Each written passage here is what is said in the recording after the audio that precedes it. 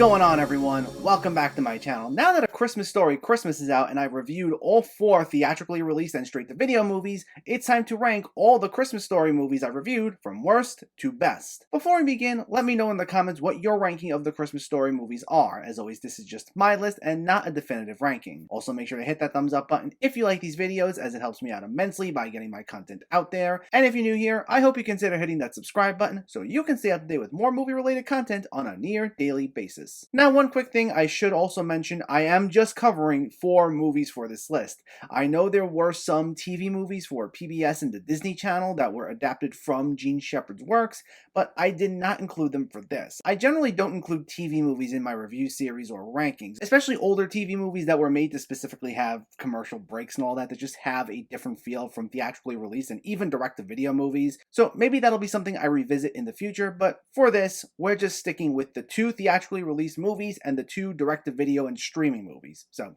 sorry if you were hoping I was going to talk about the TV stuff as well, but now that that's out of the way, let's not waste any more time, and let's jump into the list. In last place is A Christmas Story 2, which focuses on a teenage Ralphie, and here his 2 big wants are a car and a girlfriend. And this is a weird one, as despite it being proclaimed as the quote-unquote true direct sequel to A Christmas Story, at least at the time, it's also not based on any of Gene Shepard's original stories, outside of one brief subplot.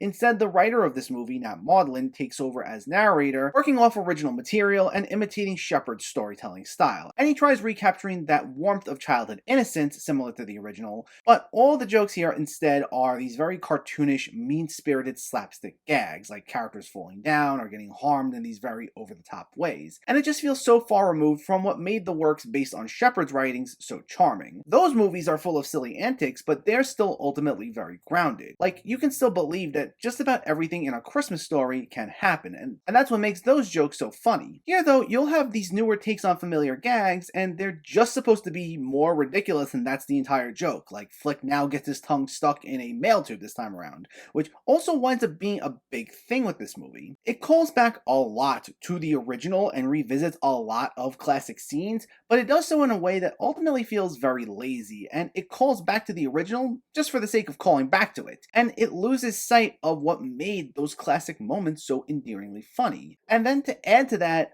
this is probably the most conflict-driven of all these movies, and by that I mean the other movies avoided having these big, earth-shattering, overly dramatic moments where it feels like our characters are at their breaking point with one another. Like, they'll have spats, but outside of anything with bullies, it's not to the point where relationships are ruined. Here, for example, there's a very ham-fisted subplot involving the parents where they get into this argument, and it feels like they are going to hit that breaking point, and it just felt completely unnecessary. Like, that's not what we want to see from a Christmas Story movie. These are just meant to capture these whimsical misadventures of this family around the holidays, and stuff like this just bogs the movie down. It feels so out of line with how these characters normally are, so that made this kind of a cynical watch. Now, there are some occasional chuckles. I think the absolute best thing about this is Daniel Stern as the old man. That's actually going to be the one thing consistent with all these movies. They get someone who nails the role of the old man so well, and here, Stern looks like he's having so much fun with the role,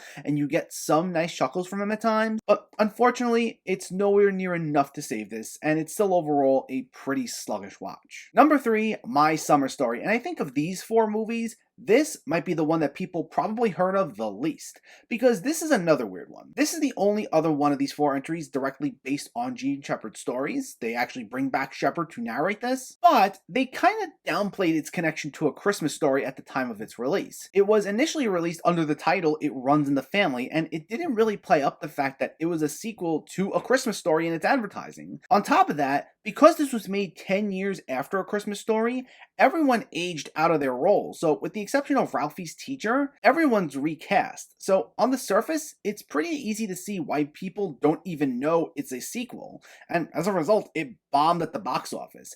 And even with its rebranding to My Summer Story, it didn't seem like much was done to really bring it back out to the forefront. Like, as of this recording, the only way you can actually see this movie is if you buy the Blu-ray. Like, you can't even rent it digitally, and you can do that for just about any movie out there, so that's how under the radar this movie is. And with that, as far as my actual thoughts on the movie, I'll say this. If you want to seek it out just to see this seemingly hidden piece of A Christmas Story media, by all means. But despite it having the advantage of being based on Gene Shepard's stories and that it does bring back Bob Clark, the director of the original, this just didn't do much for me. And I think the big thing comes down to the casting. Now, I completely understand the need for recasting, don't get me wrong there. But outside of Charles Grodin as the old man, who's great here, no one here seems suited for their roles. I have nothing against Kieran Culkin or Mary Steenburgen, but they just don't fit Ralphie and his mother. Steenburgen in particular seemed really disinterested in just about all of her line deliveries, and you even get that from some of the other supporting cast members as well. But the way everyone carried themselves overall, it just felt very flat, and it lacked a lot of that heartwarming feel this time around. Shepard's narration does help things a bit, but the thing is, in the original, the narration complements what we actually see. You can't have narration carry an entire movie as the emotional core. In a book, yes, but in a movie, you need something visually to go with it. And honestly, I think if the casting choices were a little better, then that would maybe solve a lot of this movie's problems. I mean, not that the actual antics of Ralphie and his family here are quite as memorable outside of some things involving Grodin, but there's some semblance of a charm to them. It's just that the general miscasting of nearly everyone here, particularly the main cast, it brings this movie down considerably. It causes what could have been serviceable exchanges and gags to just feel dull. It really feels like we're watching a whole new set of characters who we just can't connect with and whose antics we don't enjoy as much. So this really didn't work all that well for me, unfortunately. Our runner-up is A Christmas Story Christmas, and this one was honestly a pleasant surprise.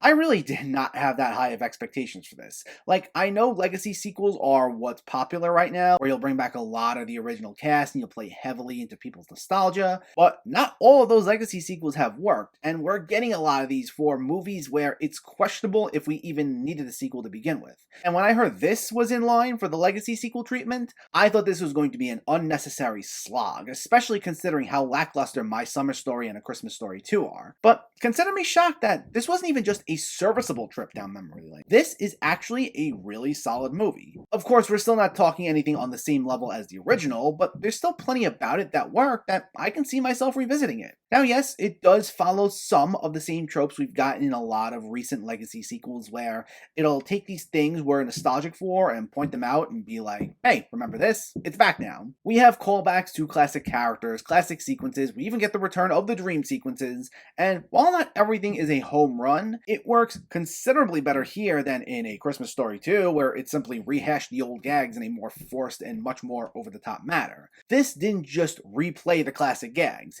This references them and usually either finds a new joke out of them or tries to add some emotional weight to expand upon them. Whichever it goes with, it usually does so in the interest of gaining perspective. That's the whole theme of this movie, perspective. Here, Ralphie as an adult realizes that as a kid, all you see during the holiday season is this sense of wonder and awe, and you're in your own little world. But here, making that magic happen for your own children might be a little more stressful than you'd imagine, and you see how he's grown from that, especially in the wake of the old man's death. So it's nice in the way it ties things together to the original, especially with it bringing back Peter Billingsley and all the other old actors who played the kids. But even aside from it being a nice companion piece to the original, it does stand well on its own. There's still an overall charm and likability to it, and you do get a considerable amount of chuckles out of it. Again, nothing to the extent as the original, but it's still a very consistently amusing and easygoing watch, and it essentially accomplishes what I was hoping My Summer Story would accomplish, where it does what A Christmas Story does, just to essentially a lesser scale, but still with successful results. But in first place is, of course, A Christmas Story, and this one is the definition of a holiday classic, if you ask me. Now, there are some who do get tired of this movie because there is this tradition where it'll play for 24 hours straight on Christmas Day, and for those who keep it on in the background all day every year during the holidays, I can't understand if it's enough to drive you up a wall, even though it's kind of your own fault if you didn't change the channel, just saying. But I rarely, if ever, partook in that marathon, so I had more control over when and how many times I watched it. And initially, this was one of those movies I was a bit lukewarm towards. Like, I always thought it was just fine, but it's definitely grown on me over the years, and now it's become one of my favorite movies to watch during the holiday season. It just captures so nicely the joys of being a kid during the holidays and just being in your own world where nothing else feels like it matters,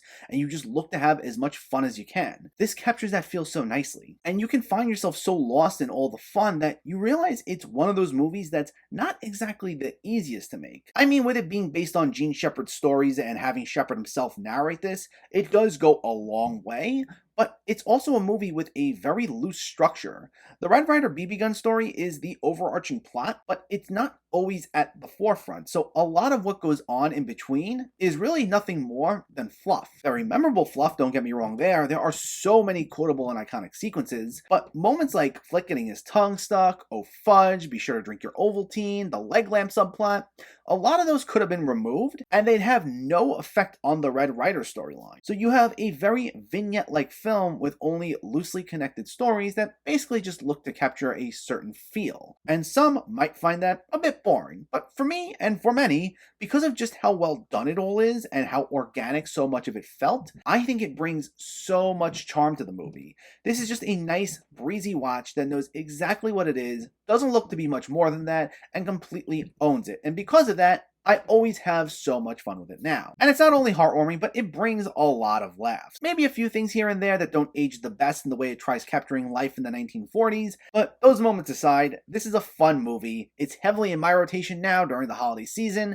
It never fails to put a smile on my face, and it comes in as my number one of the Christmas Story movies. But let me know, what's your ranking of the Christmas Story movies? Did you agree with this list at all? Did you disagree with it? Did you see any of those TV movies that I left off this list? Let me know in the comments below so we can discuss. Also, if you enjoyed this video, please give it a like and share it. And for more movie reviews and film discussion, please make sure to hit that subscribe button to stay updated. Thanks for watching, everyone, and keep having fun with film.